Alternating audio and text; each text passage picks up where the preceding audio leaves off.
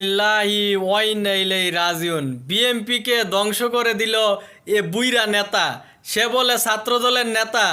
আরে বেগম খালেদা জিয়া যখন বন্দী ছিল তোরা কি করেছিলি? তোরা আজকে জামাত শিবিরকে নিয়ে প্রশ্ন করস।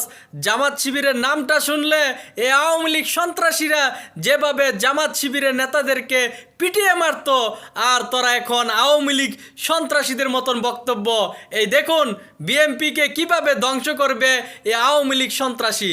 এই দেখুন এ কিন্তু বিএমপির নেতা আদু ভাই, এর বক্তব্য শুনুন। সংগঠন নিষিদ্ধ সংগঠন, তারা 15.5 বছর এই ছাত্রলীগের পতাকা তলে থেকে, এই ছাত্রলীগের আশ্রয় থেকে, এই ছাত্র দলের সকল অপকর্মে লিপ্ত থেকে তারা একজনও প্রকাশ্যে আসার সাহস করেনি। আমরা আজকের এই যৌথ সভা থেকে দাবি জানাচ্ছি, যদি নৈতিক সাহস থেকে থাকে বিগত 15.5 বছরের প্রতিটি কমিটি